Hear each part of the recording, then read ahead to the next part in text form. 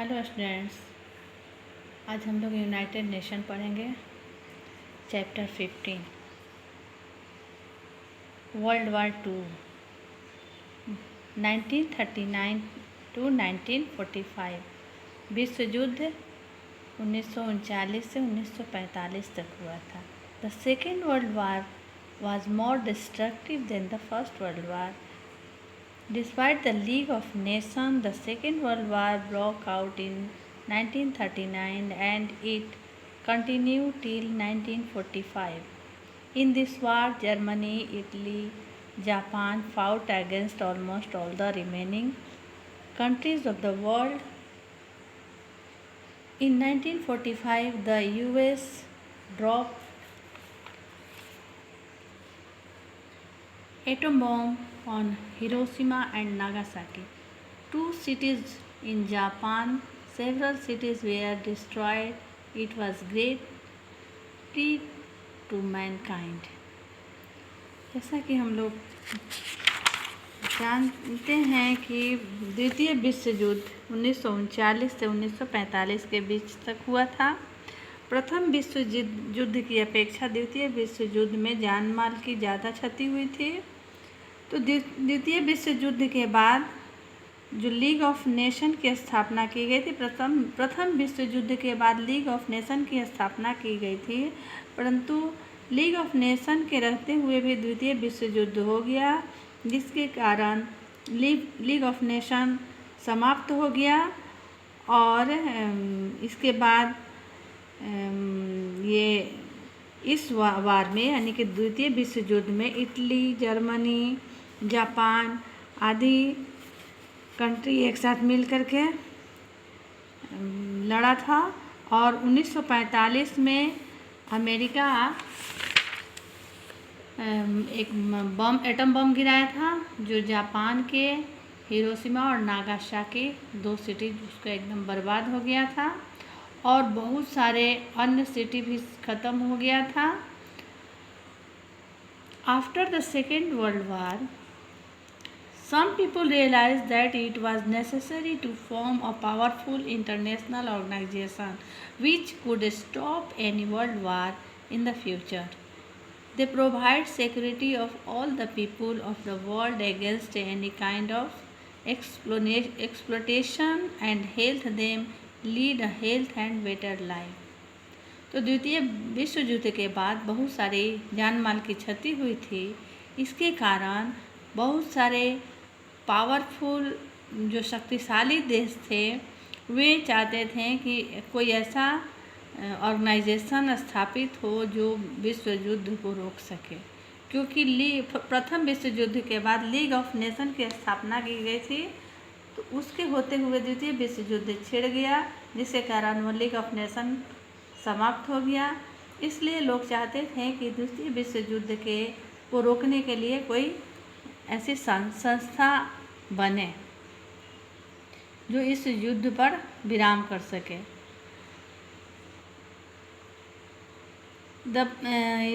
They provide security to all the people of the world against any kind of exploitation and help them lead a health and better life, जिसके जो लोगों को सुरक्षा प्रदान कर सके और स्वस्थ जीवन जीने के लिए यानी कि बेटर लाइफ मिल सके उस ऑर्गेनाइजेशन के द्वारा। तो formation of the United nation, इसके बाद यूनाइटेड नेशन की स्थापना कैसे की गई, चलिए जानते हैं। The League of Nation failed to prevent world war two 1939 to 45. The Second World War caused more destruction than the First World War. All the nations thought that the world cannot afford to have one more war. This brought many countries together to maintain international peace in the world. League of nation द्वितीय विश्व युद्ध के बाद fail हो गया। तो second world war के बाद जो सेकेंड वर्ल्ड वार के कारण ये बहुत सारे विनाश हुआ। सभी नेशन आपस में मिल करके सोचे, ये मीटिंग किए कि अब और इस तरह का युद्ध नहीं होना चाहिए, सभी कंट्री को आपस में मिल के रहना चाहिए और विश्व शांति यानी कि अंतर्राष्ट्रीय शांति व्यवस्था विश्व में स्थापित हो सके। इसके कारण 24 अक्टूबर 1945 को यूनाइटेड नेशन की स्थापना की गई। On 24 October 1945, the United Nations was formed with a goal to achieve universal peace and harmony. This name was given by Franklin D. Roosevelt, the 23rd President of the United States of America. These goals are framed in the Charter of the United Nations. ये नाम देने वाले America के 23वें राष्ट्रपति थे, उनका नाम था Franklin D Roosevelt. Aim of the UNO के मुख्य उद्देश्य क्या है?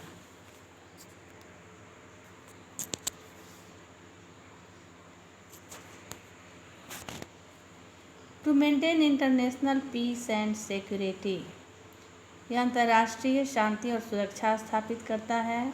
To settle dispute between member states peacefully, to ensure equal right for all nation, to develop friendly relations among nation, to promote respect for human right and fundamental freedom for the people of the world, to solve economic, social, cultural and human problem of all countries. ये सारी इसका उद्देश्य है। UNO का ये उद्देश्य है कि विश्व के सभी देशों में शांति स्थापित हो, इसके बाद सभी मेंबर देश आपस में शांतिपूर्वक रहे, सभी देशों को इक्वल मतलब समान अधिकार मिले और फ्रेंडशिप भी डेवलप करे आपस में। इसके बाद organs of the UNO. The United Nations organization has the following major organs which have been set up to help fulfill the main aim of the organization. Apart from the 5 major organs, the UN also has the Trusteeship Council which was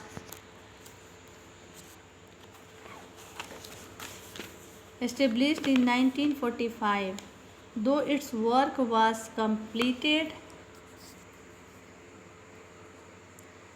in 1994, the Council can meet as and where the occasion may require. The General Assembly, the Security Council, the Secretariat, the Economic and Social Council, the International Court of Justice. अब हम लोग सबके विषय में अलग अलग करके पढ़ेंगे। पहले हो गया general assembly. The general assembly comprise all 193 member of the UNO. General assembly के सभी 193 मेंबर हैं। It is the closest thing to a world parliament. Each countries has a single vote. सभी कंट्री को एक वोट देने का अधिकार है। The general assembly meets every year and member vote to take a decision on any international problem. General assembly के सभी member प्रत्येक साल मिलते हैं और सबको किसी भी डिसीजन पर वोट देने का अधिकार है, कोई भी प्रॉब्लम हो। इन adding to this, the General Assembly passes the budget of the UN, collect reports from the other organs of the UN and elect the non-permanent member of the Security Council. फिर next हो गया Security Council. The Security Council has the responsibility of maintaining peace the world over. If there is any conflict anywhere in the world, the UN send its peacekeeping force there to bring about peace. The Security Council has 5 permanent and 10 non-permanent members. Security council का 10 permanent member होते हैं और 5 permanent member होते हैं और 10 non permanent member होता है। यह विश्व शांति व्यवस्था स्थापित करता है और इसका जो परमानेंट मेंबर है United State of America, the United Kingdom, Russia, France and China are the permanent member. और 5 permanent member have veto power, which means that if any one member votes against the issue being discussed, the issue cannot be passed.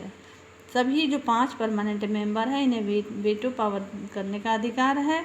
इसका मतलब यह होता है कि किसी भी विषय पर यदि कोई एक का मत न हो तो वो उस पर वीटो पावर लगा सकता है, यानी कि नेगेटिव नहीं मतलब उस पर कर सकता है। The non permanent member are elected by the general assembly for a term of 2 years। जो नॉन परमानेंट मेंबर होते हैं वो 2 साल के लिए चुने जाते हैं।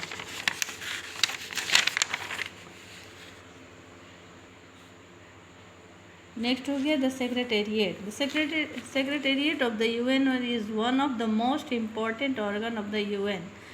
It carries out the day to day work of the organisation. It ensures that the politics and program made by the other UN bodies are followed. The Secretariat is headed by the Secretary General. The present Secretary General of UN is Ban Ki-moon. Next, the Economic and Social Council. The Economic and Social Council bring countries and organizations together to efficiently carry out economic and social and environment activities all over the world. The Council has 54 members who are elected by the General Assembly for a period of 3 years. The International Court of Justice. The International Court of Justice is situated in the Hague, Netherlands. Countries can take legal disputes to the court. The court then give a judgment and settle the matter. It also gives legal advice to the other bodies of the UN. The court comprises 15 judges who are elected by the General Assembly and the Security Council for 9 years. Specialized agencies of the UN. In adding to the 5 major organs, the UN has many specified agencies. Each agency works in a certain area. Study the following table to know about the important agencies. Peace or draw appropriate log a flag in empty space. Name first हो गया UNESCO. UNESCO का full form United nation educational scientific and cultural organisation. इसका function promote international cooperation in education, science and cultural. Second हो गया preserve cultural heritage sites. Second, International Monetary Fund IMF. Function: it guides the member countries on how to deal with economic difficulties and provide loans to help countries overcome economic difficulties and poverty. World Health Organization WHO work to improve health of all people in the world. Second, greatest achievement was to educate smallpox from the world. Fights against killer disease such as malaria, AIDS, etc. Next, Food and Agriculture Organization to the United Nations aims to end hunger in the world by increasing production of crop. International Labour Organization work work to improve working condition of employers throughout the world and to ensure decent work for all.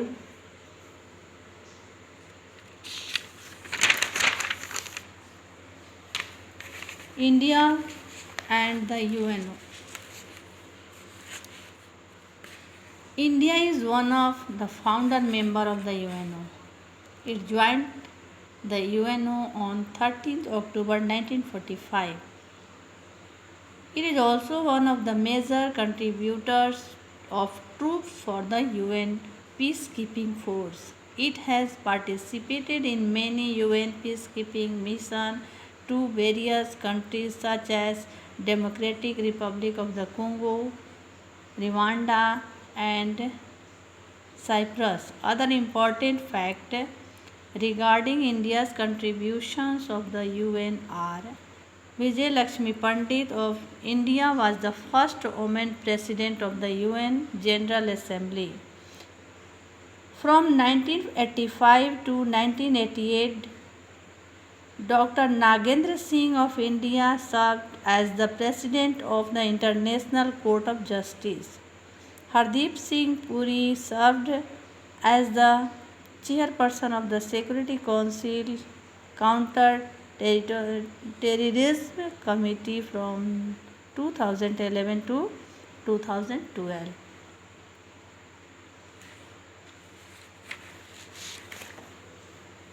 चलिए अब exercise देखते हैं. Tick the correct option. The non-permanent member of the Security Council. So right answer are elected only for 2 years. Second, each member of the UN General Assembly has a single vote.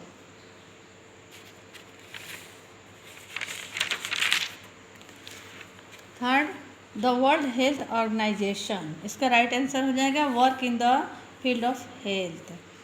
Fourth number, countries depend on each other because no country had everything it needs. Tick the correct and cross the false statement. The General Assembly comprises all 193 members of the UN. Right? We need to fight a war to bring peace. Wrong? The UN protect the people from the misery of war. Good, right? Countries can take disputes to the International Court of Justice. Yes, take.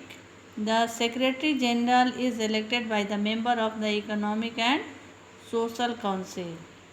Cross करेंगे. Third हो गया C number, fill in the blanks. All 5 भरेंगे. Permanent member have the veto power. Second, representatives of many countries got together to replace the international peace with the world. तो इसमें many हो गया, फिर इसमें इंटरनेशनल पीस एंड यहाँ world. Third number, the UN now has 193 countries and its member. Number 4, the ECOSOC bring countries and organizations together to efficiently carry out economic, social and environmental activities all over the world. Number 5, if there is any conflict anywhere in the world, the UN send its peacekeeping force where they bring about peace. चलिए next देखते हैं. Exercise D, match the following. FAO को B से match करेंगे. Agriculture. UNICEF D से. Nutrition of children. International court of justice settle disputes. WHO health and ILO labour standard. Full form.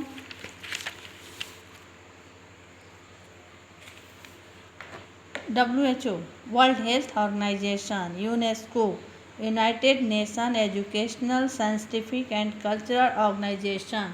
फिर हो गया यूनिसेफ, यूनिसेफ का united nation children fund, UNO, united nation of organisation, ILO, international labour organisation. चलिए question answer देख लेते हैं। List the main M of the UNO. तो main M इसका क्या है, यहाँ देखें कि मेन एम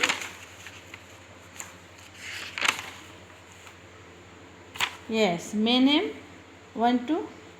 1 2 3 यहाँ पे है to maintain international peace and security, to settle disputes between member, settle peacefully, to ensure equal right of, ये मेन एम हो गया फर्स्ट का answer. Second, write down the main organ of the UNO. Main organ ये second हो गया कि main organ of UNO the general assembly, the security council, secretariat, economic and social council and international court of justice. Third question, what are the function of UNESCO. UNESCO function of the UNESCO, ये UNESCO function यहाँ है। Promote international cooperation in education, science and cultural. Second हो गया preserve cultural heritage. फिर fourth question, what does the WHO stand for. WHO stand for world health organisation. इसके बाद इसका function हो जाएगा work to improve health of all people in the world. What does UNICEF do for the children. UNICEF children के लिए क्या करता है, तो UNICEF provide for the children's fund. Yes, इसका आंसर हो जाएगा UNICEF provides for the children's fund. Thank you for watching. चलिए नेक्स्ट चैप्टर में मिलते हैं, तब तक के लिए बाय बाय।